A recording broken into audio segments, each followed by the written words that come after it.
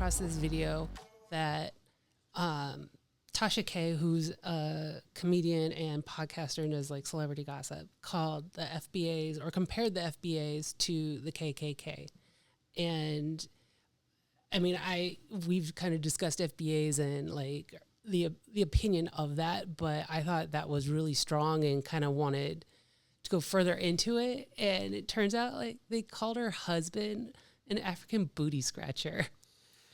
Like, what the hell? Yeah, that's off the chain, man. You know, she's getting a lot of pushback about comparing FBA to the KKK, and I think it's a very fair comparison. Yeah. Actually. And I actually believe FBA is potentially far more damaging to African American culture than what the KKK could ever be. Really? Yeah, absolutely. Like, how so? Well, the forces that are working to suppress or oppress African American culture have a very good working knowledge of spiritual laws. Mm-hmm. And you can, if you understand spiritual laws or occultic principles, you can see when these are being used against African American culture. Mm-hmm. African American culture as a whole have no idea that they're being used against them. It's almost like they get to you. African American culture as a whole, and there's plenty of exceptions to the rule, but African American culture as a whole buy into a religious concept that do not serve their best interest, much in the same way that white culture, the poor whites, are programmed to vote against their own best interest. Mm-hmm. It happens to both cultures. Yeah. And then there's a divide, so they don't get the opportunity to understand each other. Mm-hmm. You see, so the most important thing to any group of people or any individual is identity. Mm-hmm. Okay,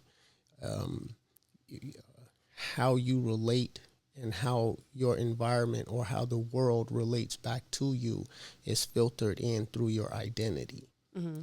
And so for you to have a group of African Americans to drop the term African American, so they're not going to use African American, mm-hmm. They're going to change their term to fundamental or foundational mm-hmm. Black American. Yeah. There's no identity in that. The only identity connected to that is slavery. Yeah. So what that's pretty much saying is that the birth of who you are began with slavery. Yeah. And this is exactly what, for generations, African Americans, you go through grade school and it's the birth of Black people. It starts with the slave experience. They have never taught in school anything that predates slavery. No. So, you have Black kids that have grown up and become adults and have had kids and, children and grandchildren and thought that their history began with slavery.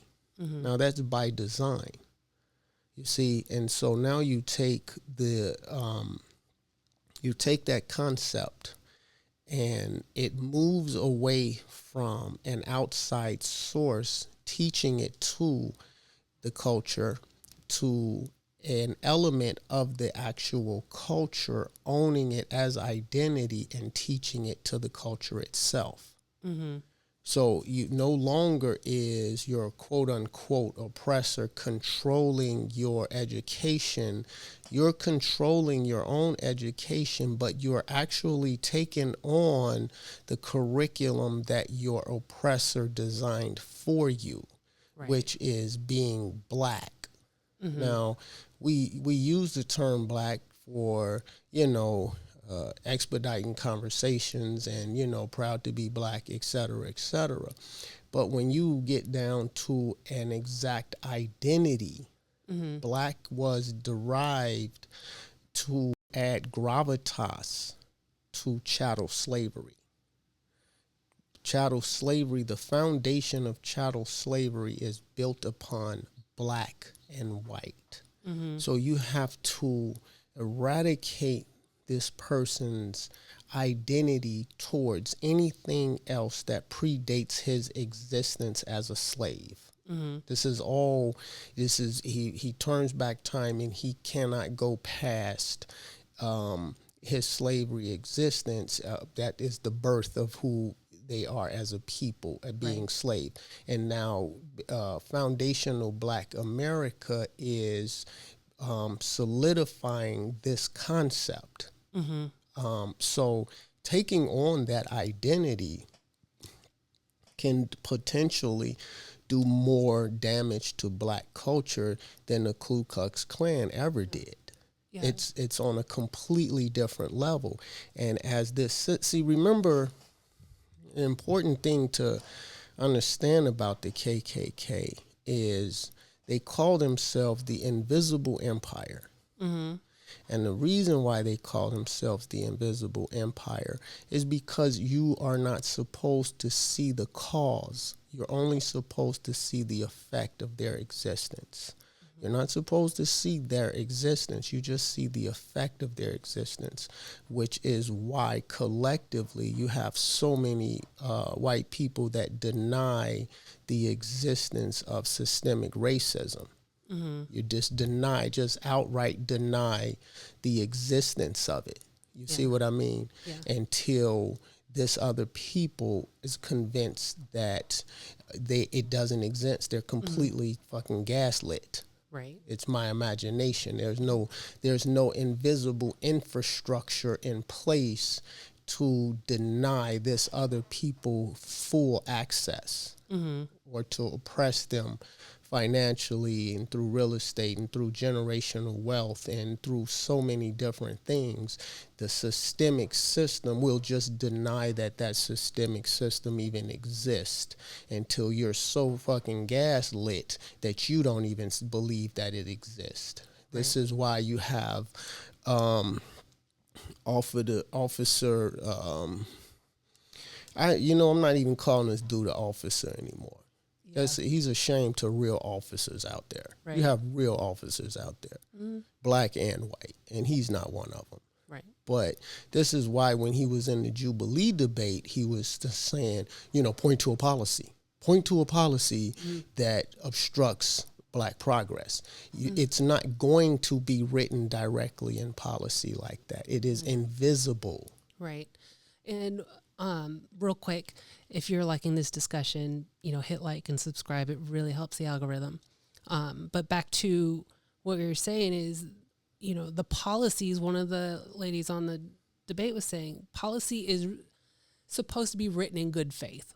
And so you have these policies that are created. And when you really look at them, when you're going through, the 70s and the 80s and the 90s, they're definitely not in good faith. Regardless of how they're written, they're not going to be written, this is who it's supposed to help and this is who it's supposed to hurt.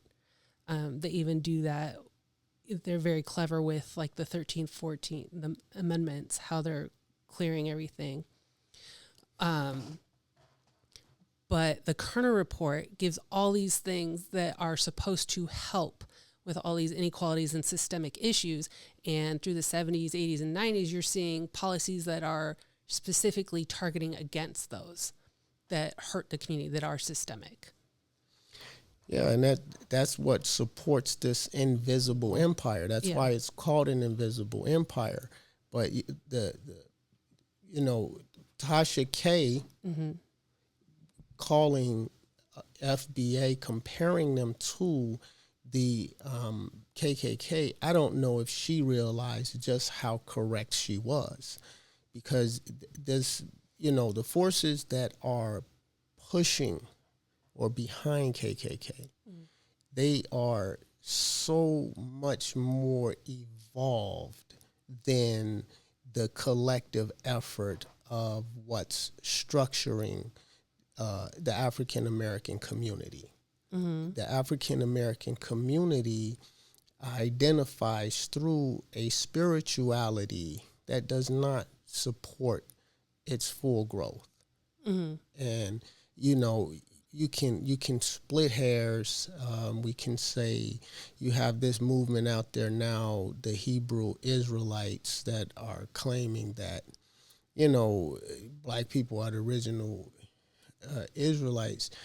It's another rabbit hole, right. And I don't want to get into it and put these guys down or whatever, but it's another rabbit hole that is meant to like a detour. Yeah, it's like a distraction. It's like a distraction, and they don't understand that may be what it is. If you listen to them talk, they're really trying to connect themselves to this, Israelite identity for the same reasons that Tariq Nasheed is trying to connect people to this FBA identity, which is black culture is largely without identity.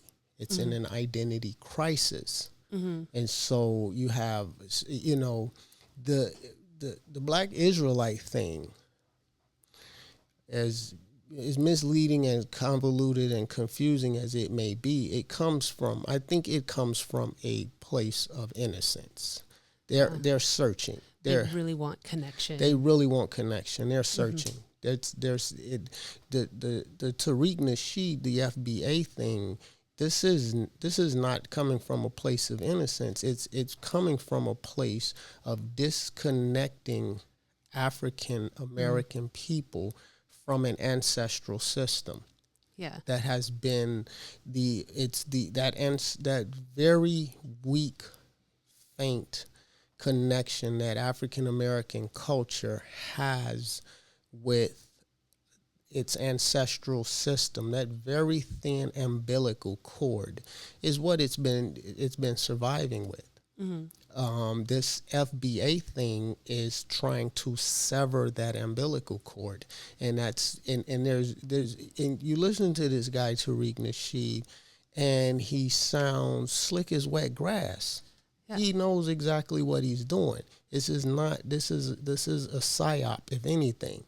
Yeah, I think a couple points, like Tasha K pointed out those things that you were saying, that these FBAs are intent on separation, isolation, self-hate, and that's their goal. But also, like Tariq Nasheed, like, I don't even know who he is. Like, what are his qualifications to even make these kinds of claims and create this kind of label? Who is he? Somebody is behind him. Before he did this, he wrote a couple of self-help manuals or books on dating or something. He's got this, I don't know a lot about the guy. I just listened to him a couple times and, come across his material. It's more of a pimp mentality. Yeah. He's got a pimp mentality. And part of that pimp mentality is the fast buck. Right. Does not care how a real, you get guys like Snoop Dogg and you get Too Short and you get 50 Cent that are using the term pimp. They're using it in a completely different sense. It's not they're not using it literally. Right. And, the way pimp culture actually behaved. They're using it in terms of cool. Right. Yeah. Not actual pimp culture, which is more like what's the dude that's locked up now? The fake alpha. Diddy? No, yeah, him too, but not him. Andrew Tate. Oh yeah. This guy. Yeah. This is modern pimp culture. Right. And this guy is so lost he doesn't even know what he's doing anymore. He doesn't realize he's all over the place, teaching young men how to be internet pimps. Right. And so I would compare Tariq Nasheed more to, what's his name? Andrew Tate. Andrew Tate and his brother. Tariq Nasheed, I would put him more in that arena. only he's trying to lead a portion of the black community over a cliff. And so if you have somebody in the FBA movement that decides to call Tasha K's husband, mind you, she's got kids. This is her husband. They've been together 20-something years now, close to two decades, and that's your insult, is to call the man an African booty scratch. This is a third grade insult. This is not even an adult conversation anymore. Right. It's completely devolved. Yeah, there's no adults in the room. No. You see what I mean? Mm-hmm. All the adults are being quiet, and that's the reason why I think it's necessary for the right people to have a podcast. Mm-hmm. What are some kind of red flags that you see with things like FBA or Tatum that set off your antenna that this is a psyop? Like they're being led, they're being fed this. This is not genuine or sincere or real. The huge red flags in the FBA movement is the fact that they're trying to oppose the African identity. Mm-hmm. If you listen now, you have so many African Americans that are denying the fact that they even came from Africa. It is, all of a sudden, they didn't come from Africa. Mm-hmm. They just sprouted up here. They're indigenous to America. This is one of the hugest horrific moments in human history. You've got governments going on the record right now saying this is one of the hugest mistakes ever made in human history, is chattel slavery. And at the same time, you've got this country denying accountability for it. Yeah. Now, what you fast forward this to a generation from now, where this country is going on the record as denying any kind of accountability for their participation in chattel slavery, and you have a number of African Americans denying that they even came from Africa. So what this does is it wipes out this connection that they've had to Africa on both sides of the spectrum. Mm-hmm. Okay? And it puts that group of people to the same level of vulnerability that the Native Americans were when those ships hit the shore. Right. You are wholly owned by this government. Mm-hmm. You have no ancestral connection. Mm-hmm. You were born to be slaves. Right. And so whatever this government decides to give you is what you are gonna get. You see what I mean? Yeah. And the movement is based on the illusion of it is because they want they're aligning themselves supposedly to receive reparations. In reality, what they're doing is actually saying we don't deserve reparations. Yeah. While he's telling his Tariq Nasheed is, selling this movement to them as we're the ones that are going to get reparations. And actually you're the ones that are saying, no, we don't deserve reparations. Yeah, it seems like it's trying to lock the mindset in we talk about the community being like a traumatized community and kind of stuck in that mode. And it's like trying to lock it there and then regress it. So, like you said, reparations don't come to them. Yeah, that's exactly what it's doing. It's trying to lock them in there that, in this moment of time where they were slaves, and it's locking themselves in a time capsule, and that they will always be slaves. Right. Whether they realize, spiritual law, it doesn't matter whether you understand it. It supersedes man's law. So if you don't understand it, it doesn't mean you're not subject to it. It doesn't mean because you don't understand occultic principles.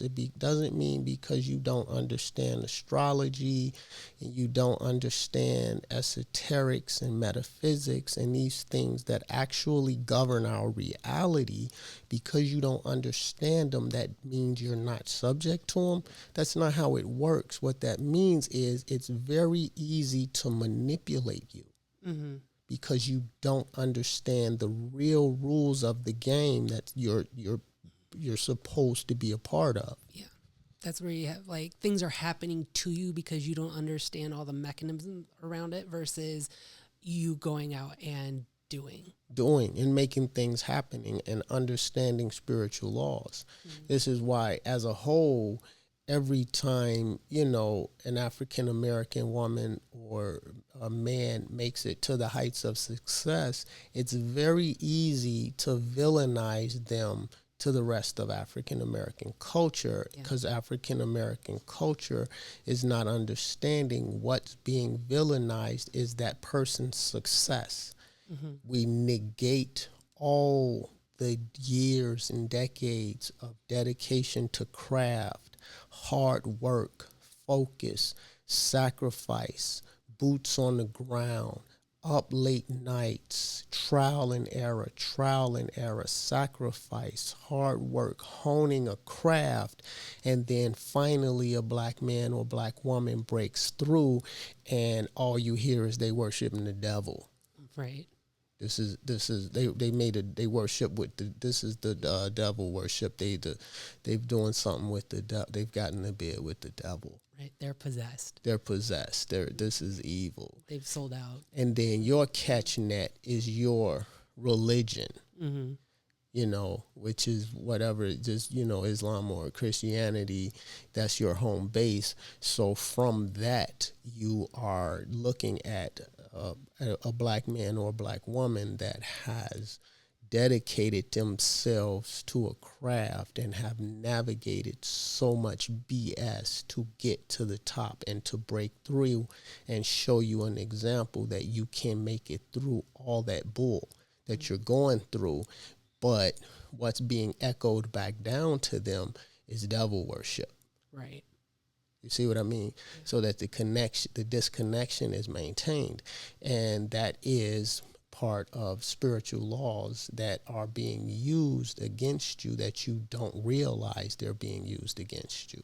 The same way with this FBA movement. Mm-hmm. I'm really glad she made that connection, that comparison. And I saw something where it says she might have apologized, and I hope that's not the case. I hope not too. If anything, she should double down. She should double down, because that movement needs to be stopped. It's no different than any crazy movement that what was the guy that the crazy spiritual movement where they all killed themselves and put their Nikes on. Oh, I don't know that one, but I mean, like any cult. Yeah, any of them. Yeah. This is a cult. And it's not a very good one. It's not even. It's a ridiculous movement. Yeah. Yeah. But if you're not educated in the things you should be educated in, anybody could sell you anything. This dude to me is we've got so many snake oil salesmen. Right. This is what he reminds me of a snake oil salesman. Yeah. John D. Rockefeller's father, Devil Bill. Yeah. Yeah. You know what I mean? I'm only coming to town once. You better get this snake oil. Yeah.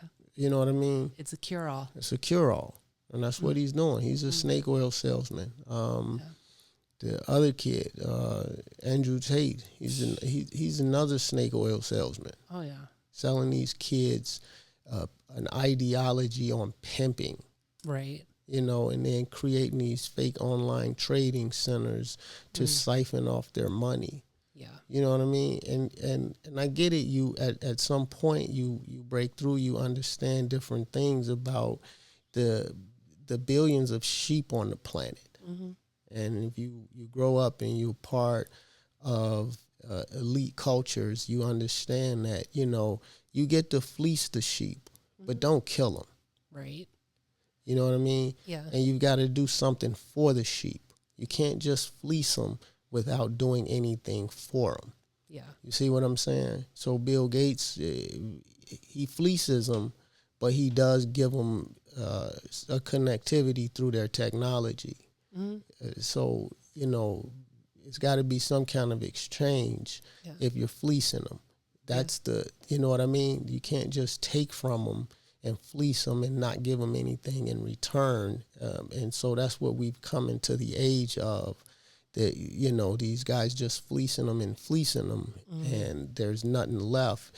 And the very unfortunate part about it with this FBA movement is the people that are signing this spiritual contract, they're signing it for their grandchildren.